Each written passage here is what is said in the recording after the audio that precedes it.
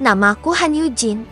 28 tahun. Hidupku sederhana, tidak berlebihan, tapi cukup membahagiakan. Aku bekerja sebagai editor di sebuah penerbitan kecil. Tempatku menyalurkan cintaku pada dunia literasi. Aku bukan siapa-siapa, sampai dia datang dan mengubah segalanya. Dia adalah Kang Min Ho, CEO muda, tampan, dan sangat sukses.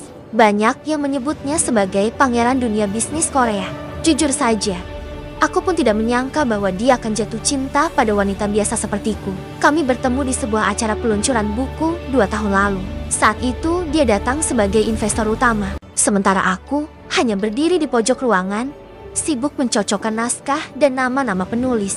Tapi anehnya, justru dari sana segalanya dimulai. Dan sekarang, aku adalah tunangannya. Ya, tunangannya, Yujin. Katanya pagi ini saat mengantarku ke kantor. Kamu yakin mau tetap merahasiakan pertunangan kita? Aku menoleh padanya yang sedang menyetir. Belum waktunya, dunia bisa terlalu kejam. Aku hanya ingin kita punya momen ini untuk diri kita sendiri dulu. Dia tersenyum kecil, lalu menggenggam tanganku sebentar. Kamu selalu membuatku tenang. Saat itu, aku merasa seolah dunia benar-benar milik kami berdua. Di kantor, aku disambut hangat oleh rekan-rekanku, terutama Jin Soula, sahabatku sejak kecil. Kami tumbuh bersama di lingkungan yang sama, dan kini bekerja di tempat yang sama pula. Soura adalah segalanya bagiku. Sahabat, tempat berbagi, bahkan seperti keluarga. Apa kalian masih merahasiakan hubungan itu? Tanya Soura sambil menyeruput kopi paginya. Aku tersenyum malu-malu. Kami ingin menikmatinya pelan-pelan dulu. Soura menggeleng dengan ekspresi geli. Kalau aku jadi kamu, aku udah upload foto cincin tiap hari. Kami tertawa bersama. Aku merasa nyaman, bahagia, dan aman. Malamnya, aku makan malam dengan Min Ho di rooftop restoran tempat kami pertama kali berkencan. Langit malam Seoul gemerlap, angin musim semi berhembus lembut.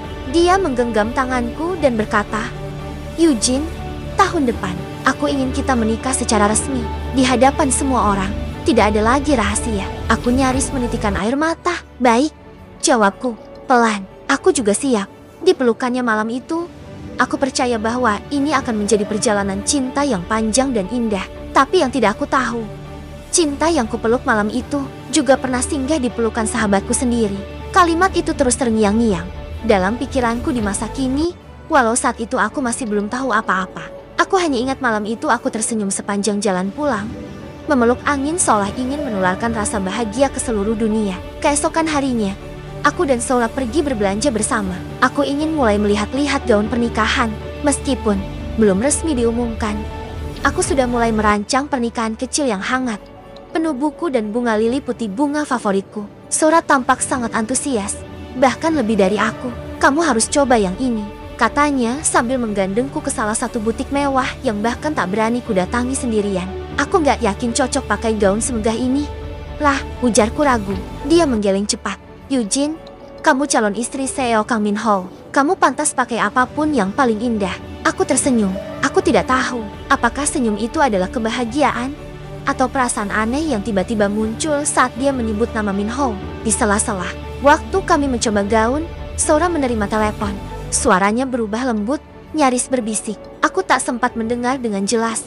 Tapi saat ku tanya siapa yang menelepon, dia hanya menjawab, teman lama. Enggak penting. Entah mengapa, ada getaran kecil yang terasa di dada. Tapi aku menepisnya. Kami mengakhiri hari itu dengan makan es krim di taman langganan kami. Duduk berdampingan di bangku kayu, menikmati semilir angin sore. Aku senang kamu bahagia, Yujin, kata Soura tiba-tiba tanpa menatapku. Aku menoleh. Kenapa nadanya seperti aku nggak boleh bahagia? Dia hanya tertawa kecil, lalu menggenggam tanganku. Kamu pantas bahagia, lebih dari siapapun. Malamnya, aku mengunjungi Min Ho di kantornya. Dia terlihat lelah, tapi tetap menyambutku dengan hangat. Maaf, akhir-akhir ini aku terlalu sibuk. Aku sedang mengurus akuisisi perusahaan baru. Aku mengangguk. Tidak apa-apa, asal kamu tidak sibuk mencintai orang lain. Dia tertawa dan memelukku. Tidak ada yang bisa menggantikan kamu. Tapi saat aku memeluknya, samar-samar, aku mencium wangi parfum yang tidak asing. Aroma lembut yang sering dipakai Soura saat kami pergi berdua. Jantungku berdetak sedikit lebih cepat, tapi aku kembali menepisnya. Terlalu banyak berpikir hanya akan merusak kebahagiaanmu, Yujin, kataku.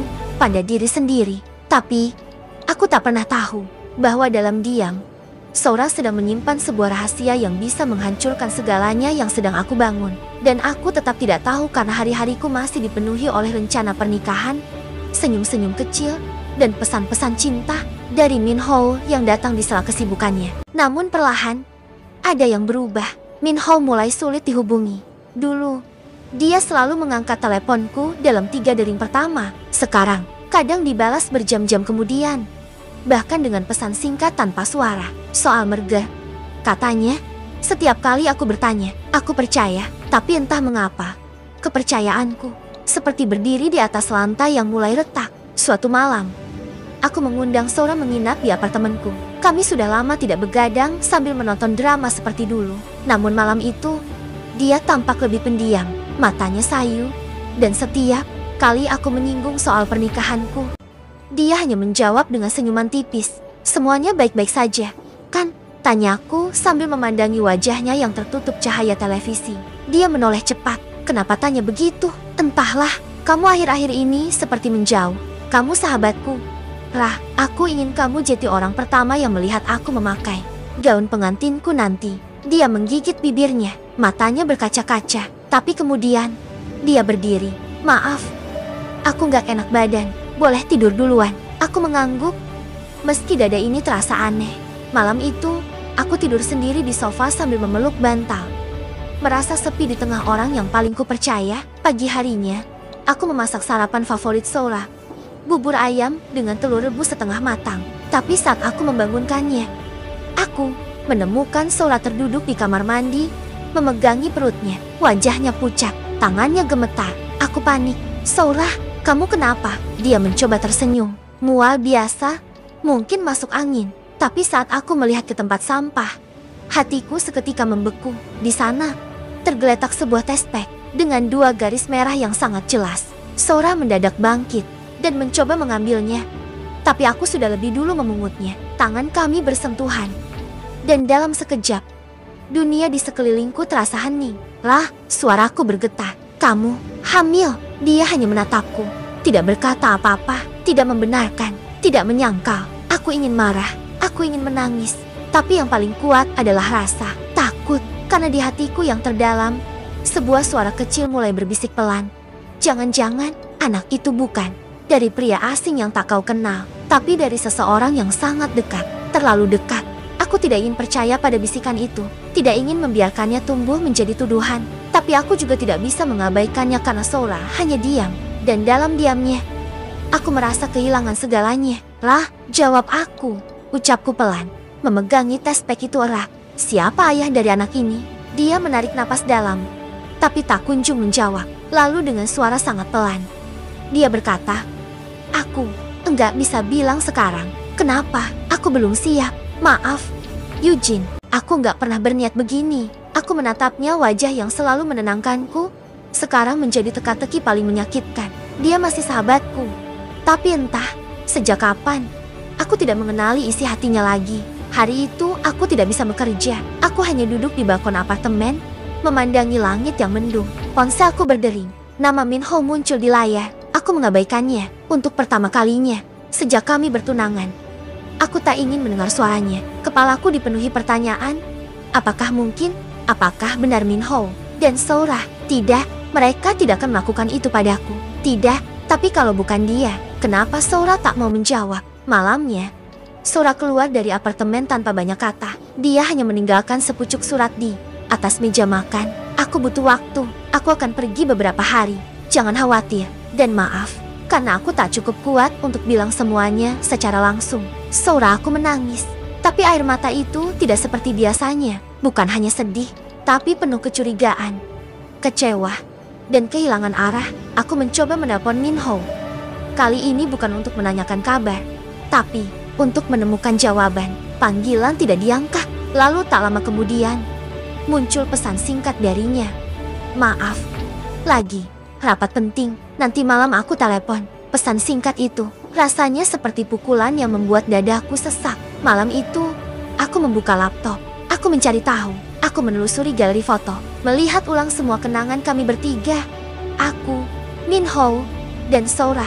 Lalu aku melihatnya. Foto yang kuambil secara acak saat ulang tahunku 6 bulan lalu. Di belakangku, saat aku sedang meniup lilin, ada Minho dan Sora berdiri terlalu dekat. Tatapan mereka terlalu hangat. Hatiku berdegup lebih cepat. Aku perbesar fotonya, dan di sanalah aku melihatnya tatapan Minho pada Sora. Tatapan yang tidak pernah kutangkap, karena aku selalu sibuk mempercayai. Dan malam itu, untuk pertama kalinya, aku bertanya pada diriku sendiri, apakah aku sudah dibohongi oleh dua orang yang paling aku cintai? Dalam waktu yang begitu lama, pertanyaan itu menghantui pikiranku sepanjang malam.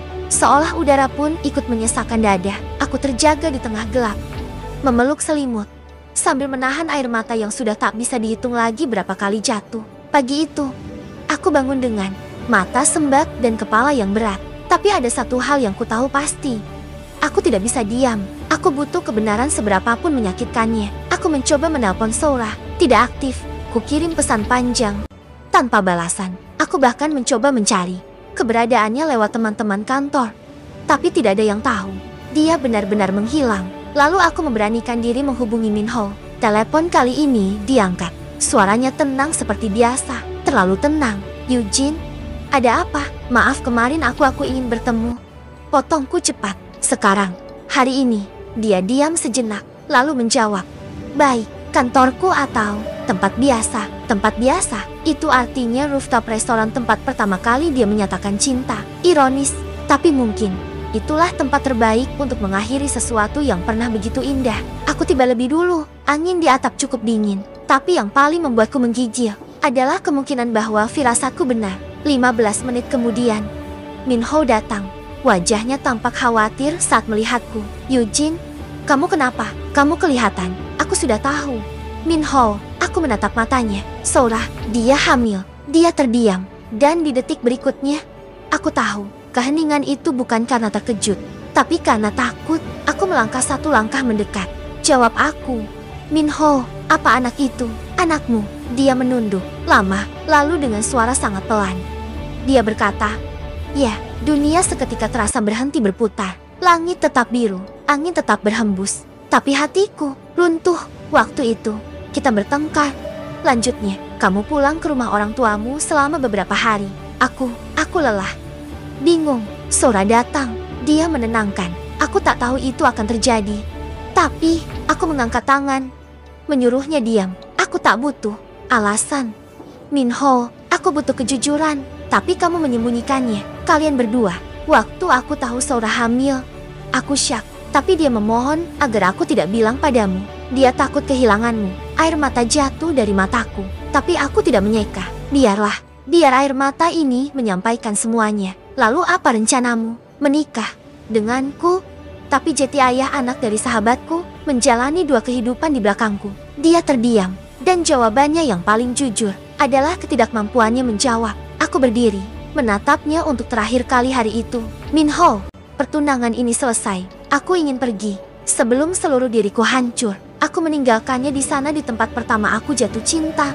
Dan di tempat yang sama pula, aku kehilangan segalanya. Malam itu, aku membuka lemari, membuka laci kecil tempat aku menyimpan cincin tunangan. Dengan tangan gemetar, aku memakainya untuk terakhir kali, hanya untuk melepaskannya pelan-pelan. Lalu aku menatap cermin dan berkata pada diriku sendiri, besok aku akan pergi, meninggalkan cinta, luka, dan sahabat yang tak lagi bisa kupanggil sahabat. Tapi pagi itu, saat koper sudah tersusun rapi di dekat pintu, aku tahu tubuhku bisa pergi. Tapi hatiku belum siap. Aku butuh jawaban, bukan hanya untuk tahu, tapi untuk sembuh. Aku tidak bisa berlari dari kenyataan yang masih menggantung setengah. Aku harus menghadapi semuanya satu persatu sebelum benar-benar meninggalkan mereka di belakang. Aku mulai dengan membuka kembali semua jejak digital yang pernah kuabaikan. Pesan-pesan lama, email, rekaman jadwal, semua hal yang mungkin mengarah pada momen ketika hubungan mereka dimulai. Aku menemukan sesuatu. Ternyata Minho pernah membatalkan jadwal makan malam bersamaku sekitar 7 bulan lalu. Hari yang sama ketika Sora tiba-tiba datang malam-malam membawa makanan ke apartemenku. Padahal saat itu aku sedang dinas luar kota. Aku ingat, waktu itu Sora bilang dia sedang iseng masak terlalu banyak dan tidak tahu mau diberikan ke siapa. Sekarang, aku Aku tahu, itu bukan iseng, itu bukan untukku, itu untuk menutupi pertemuan mereka. Aku melanjutkan pencarian. Kali ini, aku menuju kantor. Bukan untuk bekerja tapi untuk membuka ruang kenangan yang mungkin masih menyimpan potongan-potongan. Kejujuran, aku ke ruangan penyimpanan lama, di mana dokumentasi acara perusahaan biasanya disimpan. Di sana, aku menemukan satu folder foto dari acara ulang tahun kantor. Di salah satu foto, aku melihat Min Ho dan Sora duduk berdampingan di bangku belakang, tertawa sambil saling menatap. Posisi mereka jauh dari siapapun, seolah ingin menghindari kamera, tapi terabadikan secara tak sengaja. Mataku panas, tapi hatiku mulai dingin. Ini bukan sekadar kesalahan satu malam. Ini sesuatu yang mereka rawat diam-diam. Bahkan saat aku percaya sepenuhnya. Hari itu, aku juga bertemu dengan Ji-won, teman satu divisi Sora. Dengan suara pelan, dia bertanya, "Kamu dan Sora masih dekat?" Aku menatapnya lama, lalu menjawab, "Aku ingin tahu sesuatu." Apapun, Ji-won ragu, tapi akhirnya bicara. Beberapa bulan lalu, aku pernah lihat Min Ho dan Sora bicara di parkiran bawah. Mereka tampak serius. Aku kira cuma diskusi kerjaan, tapi sekarang dia tidak melanjutkan kalimatnya. Tapi aku sudah tahu ujungnya. Sore harinya, aku pulang ke apartemen. Kusandarkan tubuh di dinding kamar mandi. Lelah, tapi ada sedikit kepuasan yang muncul karena perlahan kebenaran mulai terungkap. Ponselku berdering. Sebuah pesan masuk dari Sora. "Eugene, kalau kamu sudah siap, aku ingin bicara. Aku tidak akan menghindar lagi. Aku tahu aku sudah menghancurkan segalanya. Tapi tolong, izinkan aku menjelaskan langsung." Sekali saja, tanganku gemetar membaca pesan itu. Aku menatap langit-langit kamar dan bertanya dalam hati, haruskah aku bertemu dengannya? Haruskah aku mendengarkan alasan dari seseorang yang menusukku dari belakang dengan senyuman yang dulu selalu kupercayai? Dan malam itu, aku menulis satu kalimat di buku harianku. Besok, aku akan menghadapi dia. Bukan untuk memaafkan, tapi untuk membebaskan hatiku dari semua pertanyaan yang tak pernah dijawab. Dan besok itu tiba. Hujan turun sejak pagi. Seolah langit pun ikut menahan beban yang sama seperti hatiku. Aku duduk di kafe kecil dekat taman. Kampus kami dulu, tempat kenangan bermula. Tempat aku dan Sora dulu sering menghabiskan sore sambil membahas masa depan. Tanpa tahu bahwa suatu hari masa depan itu akan saling menyakiti. Dia datang terlambat 10 menit. Rambutnya basah, mata sembab. Tapi senyumnya masih seperti dulu lembut. Tapi kali ini penuh luka. Aku tidak membalas senyuman itu. "Terima kasih sudah mau datang," ucapnya pelan.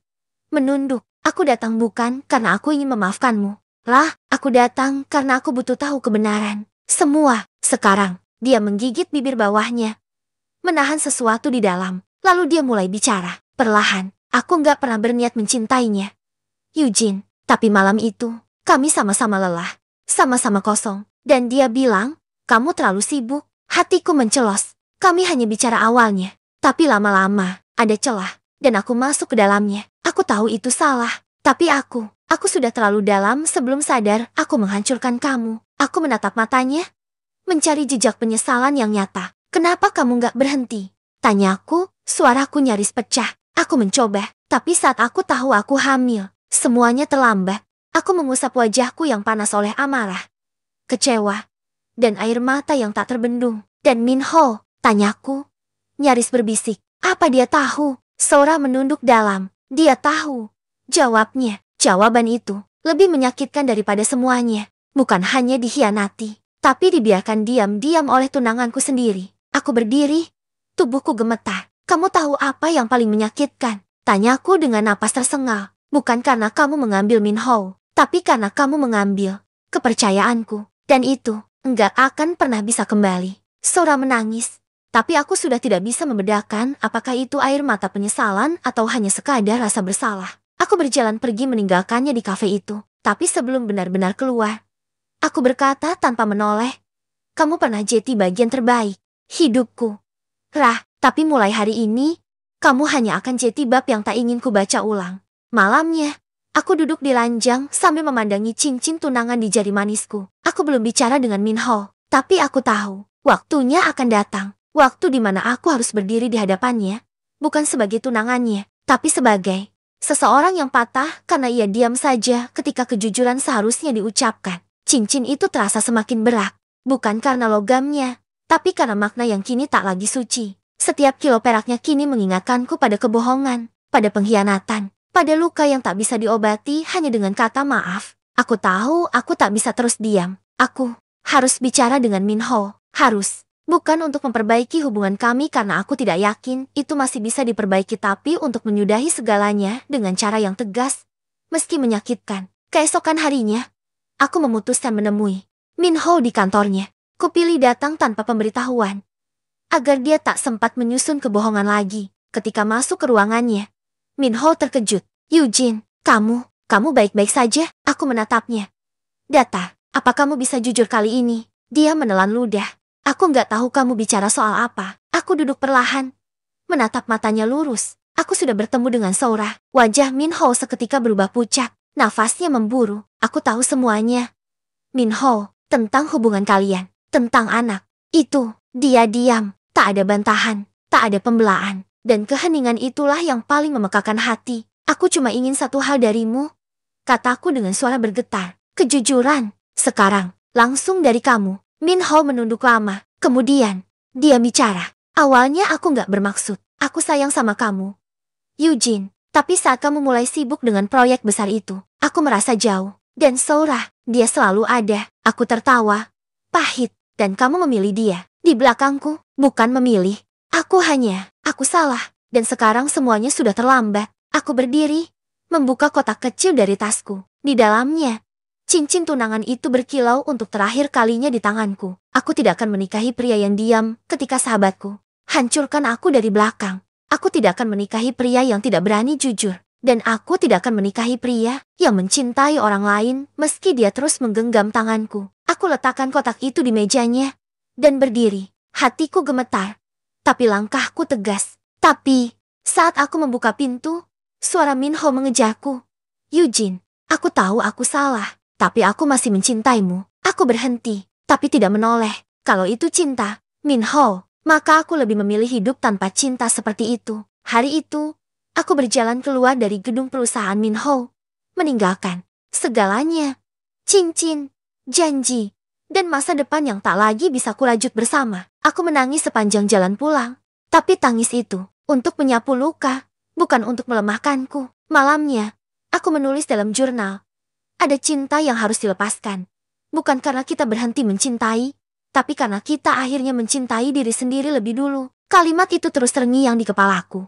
Menjadi mantra yang menenangkanku ketika seluruh hidupku sedang porak-poranda. Namun ternyata, hidup belum selesai mengujiku. Seminggu setelah aku mengembalikan cincin itu, aku menerima sebuah amplop besar tanpa nama pengirim. Di dalamnya, ada berkas dan satu foto yang membuat seluruh tubuhku gemetar. Foto itu menunjukkan Min Ho sedang bersama seorang wanita parubaya yang sangat kukenal, Nyonya Cha, ibunya. Tapi mereka bukan sedang berselisih atau bersikap dingin seperti biasanya. Mereka terlihat akrab, bahkan seperti sedang menyusun sesuatu. Di balik foto itu, ada selembar kertas, salinan kontrak pernikahan. Mataku membelalak. Di dalamnya tertera jelas, Min Ho dijodohkan secara diam-diam dengan putri dari perusahaan besar di Busan demi menyelamatkan reputasi keluarganya yang terancam bangkrut tahun lalu. Dan yang lebih menyakitkan, kontrak itu dibuat 3 bulan sebelum dia melamarku. Aku terduduk. Dunia kembali runtuh di hadapanku. Kali ini bukan karena cinta, tapi karena pengkhianatan yang lebih dalam. Aku dijadikan tameng, alat, boneka dalam drama keluarga mereka yang penuh sandiwara. Teleponku berdering. Nama Min Ho muncul. Aku diam.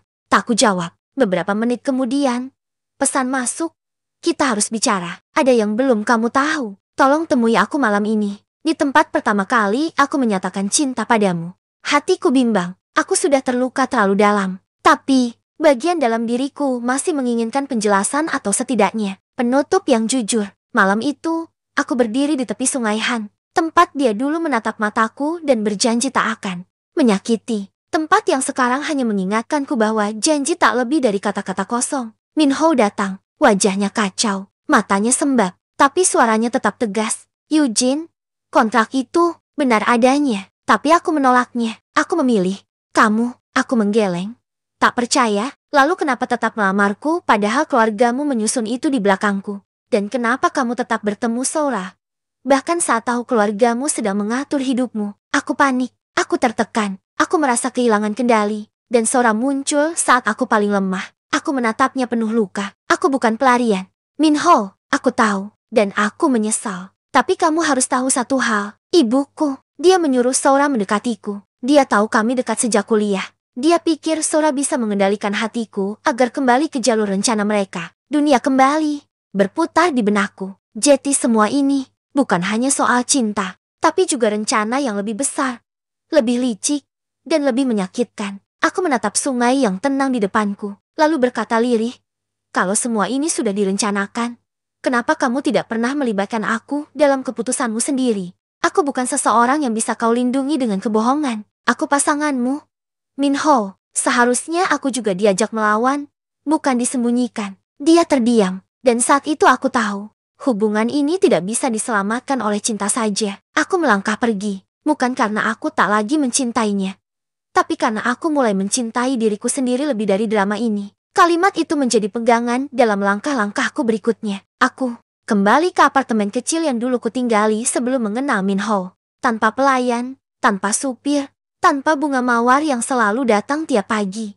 Hanya aku dan diriku sendiri yang kini sedang belajar pulih. Setiap malam, aku menangis. Tapi setiap pagi, aku bangun dan mencoba lagi.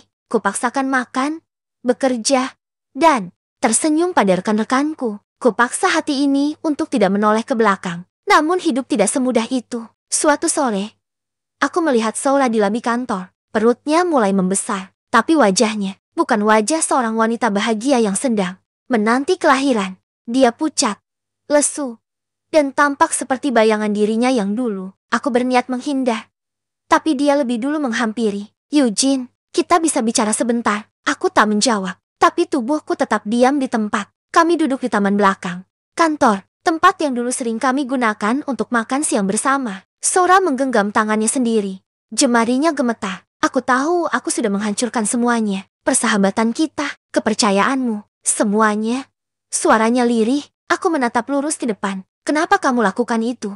Sora, aku hanya ingin tahu. Kenapa? Dia terdiam cukup lama sebelum akhirnya berkata, karena aku selalu merasa hidupku ada di bawah bayanganmu.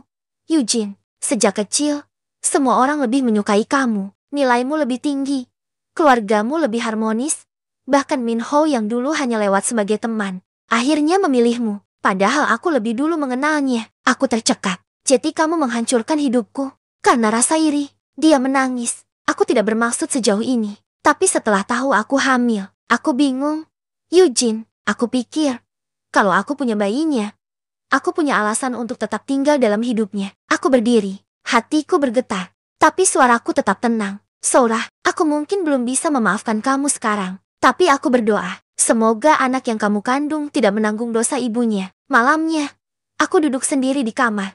Ada banyak rasa berseliweran dalam dada tapi tak ada lagi kemarahan, hanya kelelahan dan kesadaran. Aku sudah melepaskan semuanya. Kini saatnya aku memulai bab baru untuk diriku sendiri. Keesokan paginya, aku datang ke kantor penerbitan membawa satu proposal, naskah novel pertamaku. Sebuah kisah tentang wanita yang ditinggalkan dua orang yang paling ia percayai, tapi tetap memilih bangkit dan berdiri dengan elegan. Editor kepala membacanya sambil tersenyum kecil. Kamu yakin ini fiksi? Aku tersenyum, yakin, tapi penuh kebenaran. Dan saat naskah itu mulai diterbitkan, banyak yang membaca, banyak yang menangis, banyak yang merasa kisahnya sama sepertiku. Untuk pertama kalinya dalam hidupku, aku merasa berarti bukan karena seseorang mencintaiku, tapi karena aku bisa membuat orang lain merasa tak sendiri. Sejak novelku diterbitkan, hidupku mulai dipenuhi cahaya-cahaya kecil yang hangat. Setiap pesan dari pembaca, setiap tanggapan penuh haru, menjadi pelukan yang menyembuhkan luka dalam diriku. Nama Penaye J. Han mulai dikenal. Tapi bukan popularitas yang membuatku bahagia, melainkan rasa bahwa aku akhirnya menginspirasi. Suatu hari, seorang wanita parubaya menghampiriku saat aku duduk sendirian di kafe langgananku. Kamu Eugene? Kan? Tanyanya pelan. Menatapku dengan mata berkaca-kaca. Aku mengangguk. Aku membaca bukumu. Terima kasih. Karena kamu, aku berani meninggalkan hubungan yang selama ini menyakitiku. Aku hanya tersenyum, menahan air mata. Aku tahu, bukan kata-kataku yang menyelamatkannya, tapi keberanian yang sudah ia miliki sejak lama. Aku hanya menjadi cermin kecil agar ia bisa melihat kekuatannya sendiri. Malamnya, saat aku pulang ke apartemen, Aku mendapati sebuah bingkisan di depan pintu. Tidak ada nama. Hanya pita biru muda yang diikat rapi. Aku membukanya. Di dalamnya, ada salinan bukuku dengan pulpen hitam yang melingkari kalimat terakhir bab terakhir. Jika kau pernah kehilangan segalanya, bangunlah, karena kehilangan seringkali adalah awal dari menemukan sesuatu yang lebih besar. Dirimu sendiri. Dan, di bawahnya, tulisan tangan yang ku kenal sangat baik. Aku akhirnya mengerti. Eugene, maaf karena terlalu lama buta. Minho keesokan harinya. Minho mengajakku bertemu. Aku hampir menolak. Tapi ada bagian dari hatiku yang berkata, perempuan yang kuat bukan berarti perempuan yang menolak semua masa lalu, tapi dia yang berani menghadapinya dengan tenang. Kami bertemu di tempat yang dulu sering kami kunjungi.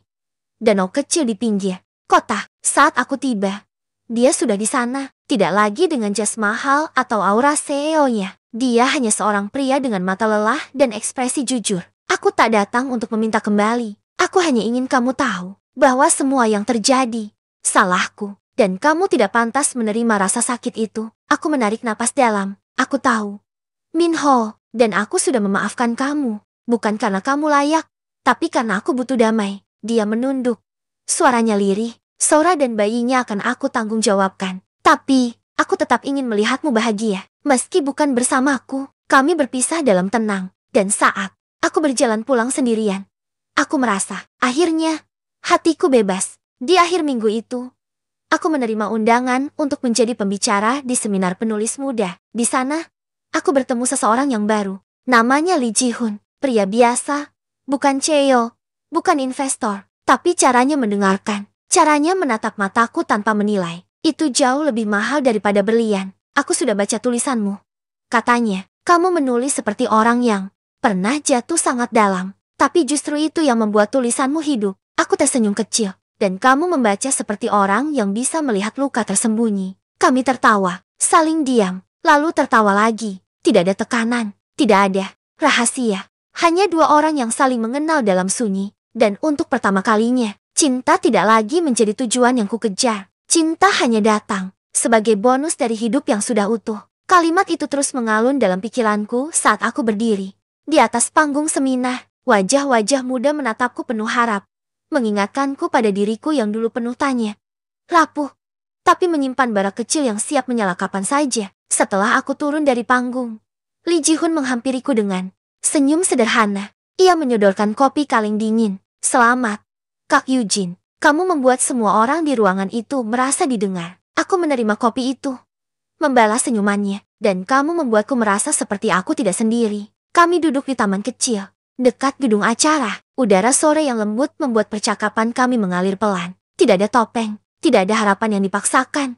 Hanya dua hati yang sudah pernah hancur, mencoba bicara tanpa luka. Beberapa minggu berlalu, hubunganku dengan Ji-hoon perlahan tumbuh.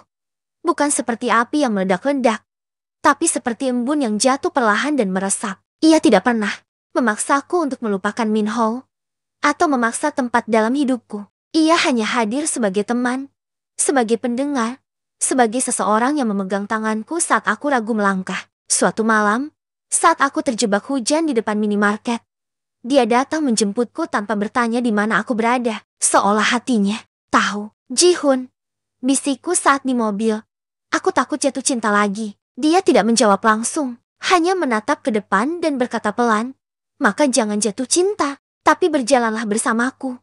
Sejauh kamu bisa, sampai kamu tak lagi merasa takut. Dan malam itu, aku menangis dalam diam, bukan karena sedih, tapi karena untuk pertama kalinya, aku merasa disayangi tanpa harus sempurna. Sementara itu, kabar dari Minho dan Sora mulai terdengar samar. Aku dengar mereka pindah ke luar negeri untuk menjalani awal yang baru. Tidak ada dendam lagi di hatiku, hanya doa dalam diam. Dan suatu pagi yang cerah, saat aku dan Ji-hoon duduk di kafe kecil dekat taman tempat kami biasa membaca, dia menyodorkan sebuah undangan. Aku menatapnya dengan heran. Apa ini? Dia tersenyum. Bukan undangan pernikahan, kok? Tenang. Aku membuka dan mendapati undangan peluncuran buku anak-anak dengan nama penulis Ye, J, Han dan Lee Ji-hoon. Mataku melebar. Kita nulis bareng? Dia mengangguk. Kamu menulis cerita. Aku menggambar ilustrasinya. Aku ingin anak-anak tahu bahwa patah hati tidak hanya terjadi pada orang dewasa, tapi harapan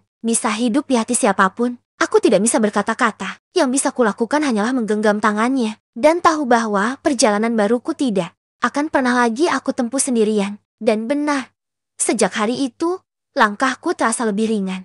Luka yang dulu terasa menyayat, kini hanya meninggalkan bekas. Ia tidak lagi menyakitkan, hanya menjadi pengingat bahwa aku pernah bertahan. Aku dan Ji-hun tidak buru-buru menyebut hubungan kami sebagai cinta. Kami tidak saling menuntut janji atau masa depan. Tapi yang pasti, setiap hari kami saling memilih untuk hadir, untuk jujur, untuk tumbuh bersama. Pada suatu malam, saat aku membereskan lemari, aku menemukan kembali kotak kecil berisi foto-foto lamaku dengan Min Ho. Aku menatapnya. Lama, tak lagi menangis. Justru aku mengatupkan bibir, mengucap pelan, "Terima kasih, Min Ho, karena mengkhianatiku. Kamu membebaskanku dari cinta yang salah." Keesokan harinya, aku memutuskan mengunjungi makam ayahku. Sudah lama aku tak datang ke sana. Di bawah langit mendung, aku duduk di tepi batu nisan itu dan berbicara seakan ia masih ada. "Ayah, aku gagal mempertahankan yang dulu aku jaga. Tapi justru dari kegagalan itu, aku menemukan diriku sendiri." Aku menghela napas panjang. Dan sekarang, aku baik-baik saja. Beberapa hari kemudian, Ji-hun mengajakku ke tempat yang tak pernah kusangka. Tempat pertama kali aku dan Min Ho bertemu, taman kecil di depan gedung lama tempat kami dulu magang. Aku sempat terdiam. "Kenapa kesini?" Dia menatapku lembut. "Karena aku ingin kamu tahu bahwa kenangan bisa tetap tinggal di tempatnya tanpa harus ikut dalam langkahmu ke depan." Kalimat itu menyentuhku. Mungkin selama ini, aku terlalu sibuk melupakan hingga aku lupa. Mengikhlaskan bukan berarti membuang, tapi menaruh dengan tenang di kenangan agar tak lagi membebani. Hari demi hari, aku semakin yakin bahwa Ji-hun bukan hadir untuk menggantikan siapapun. Ia hadir sebagai dirinya sendiri. Seseorang yang tak datang saat aku bahagia, tapi muncul saat aku kehilangan arah dan dengan sabar menuntunku pulang. Dan di antara percakapan, tawa, serta diam yang nyaman, aku sadar satu hal. Aku tak sedang jatuh cinta. Aku sedang tumbuh bersama cinta itu. Dan mungkin bagian dari tumbuh adalah menghadap ke belakang tanpa lagi menoleh dengan amarah. Pagi itu, aku menerima sebuah pesan dari Jin Sora. Setelah sekian bulan menghilang tanpa kabar, setelah skandal yang membuatnya dikucilkan dan Min Ho diambang kehancuran reputasi, kini ia menuliskan dua kata sederhana. "Boleh bertemu." Aku menatap layar ponsel cukup lama. Dadaku terasa berat, tapi tidak sesakit dulu. Tidak ada lagi air mata yang mendesak keluar. Hanya ada ruang kosong yang ingin ditata ulang. Dan akhirnya, aku membalas, "Temui aku di tempat biasa." Kami duduk di bangku taman yang sering kami datangi dulu, taman yang kini terasa asing tapi masih menyimpan jejak kebersamaan. Sora datang dengan wajah yang lebih tirus, mata yang menyimpan penyesalan. "Aku tidak tahu harus mulai dari mana," katanya pelan, nyaris berbisik. Aku diam. Angin musim gugur menggoyangkan daun-daun yang berguguran di sekeliling kami. "Aku mengkhianatimu," lanjutnya. "Aku tahu, dan aku tidak mengharapkan pengampunanmu. Aku hanya ingin jujur untuk sekali ini saja." Ia menceritakan segalanya, tentang kesepian yang ia alami, tentang perasaan lama yang tak pernah selesai pada Min Ho, dan tentang ketakutan akan kehilangan segalanya jika ia jujur sejak awal. "Aku hancur saat tahu aku hamil," katanya, menunduk. "Tapi aku lebih hancur lagi karena tahu aku telah menyakiti satu-satunya orang yang benar-benar mencintaiku sebagai sahabat." Aku mengangguk pelan. Tidak ada ledakan emosi, hanya keheningan yang dewasa. "Aku sudah tidak membencimu, Sora," kataku akhirnya. "Tapi aku juga tidak bisa memaksakan hubungan yang pernah kita punya. Biarlah luka ini menjadi pelajaran kita masing-masing." Air mata mengalir di pipinya, tapi tidak lagi di pipiku. Sore harinya, saat aku berjalan di tepi sungai Han bersama Ji-hun, aku menatapnya dan berkata, "Kurasa aku akhirnya bisa memaafkan. Bukan karena mereka pantas, tapi karena aku berhak untuk tenang." Ia tersenyum hangat. "Itulah tanda bahwa kamu sudah benar-benar sembuh." Aku menghela napas panjang, membiarkan semua beban mengalir bersama angin sore. Beberapa waktu kemudian, aku mendapat kabar bahwa Sora pindah ke luar negeri bersama bayinya. Ia memulai hidup baru, sementara Min Ho memilih menjauh dari dunia bisnis dan menetap di tempat terpencil, mungkin untuk menemukan dirinya kembali. Dan aku memilih bertahan di sini bukan untuk melupakan masa lalu, tapi untuk membangun masa depan yang lebih baik. Bersama orang yang kini kian aku percaya. Itulah awal dari lembaran baru dalam hidupku, lembaran yang kutulis tanpa bayang-bayang. Masa lalu dan tanpa ketakutan akan masa depan. Ji-hun menggenggam tanganku dengan tenang saat kami berdiri di bawah pohon sakura yang mulai bermekaran. Angin musim semi menerbangkan kelopak-kelopak bunga, seolah ikut merayakan ketenangan yang akhirnya kurasakan. Terima kasih, bisikku padanya, karena tetap tinggal, meski aku hancur berkali-kali. Dia tersenyum, karena aku tahu, kamu bukan sekadar wanita yang pernah disakiti. Kamu adalah wanita yang bisa menyembuhkan dirimu sendiri dan orang-orang di sekitarmu. Kalimat itu menancap lembut di hatiku. Dulu, aku merasa hidupku akan berakhir setelah pengkhianatan itu. Tapi ternyata tidak. Aku justru lahir kembali. Lebih kuat, lebih jujur, dan lebih mencintai diriku sendiri. Hari itu, di kantor tempat aku dulu hanya menjadi asistennya Min Ho, aku berdiri sebagai CEO wanita pertama yang menjabat di perusahaan itu. Sebuah tonggak baru yang dulu terasa mustahil. Ji-hun kini menjadi bagian dari tim kreatif perusahaan, selalu hadir bukan sebagai bayangan Min Ho, tapi sebagai dirinya sendiri, seseorang yang setara, bukan penyelamat. Beberapa waktu kemudian, aku menerima surat dari luar negeri, dari Sora. Isinya sederhana. Aku sudah melahirkan, bayinya perempuan. Aku beri nama Hana, karena dia satu-satunya yang membuatku ingin menjadi lebih baik. Aku tersenyum. Luka memang tidak selalu hilang, tapi bisa berdampingan dengan kedewasaan. Dan dari surat itu, aku tahu, kami semua sedang belajar untuk sembuh dengan caranya masing-masing. Di akhir musim semi, Ji-hun melamarku, bukan dengan pesta mewah, bukan dengan karangan bunga besar, tapi dengan satu kalimat yang membuat air mataku jatuh tanpa bisa kutahan. Izinkan aku menjadi rumah ketika dunia terlalu ramai untukmu. Dan kali ini, aku berkata ya, bukan karena ingin lari dari luka, tapi karena aku siap memulai bahagia yang baru. Kadang cinta segitiga bukan soal memilih siapa yang lebih mencintai kita, tapi tentang siapa yang tetap bertahan ketika semuanya runtuh. Dan aku memilih mencintai diriku sendiri terlebih dahulu.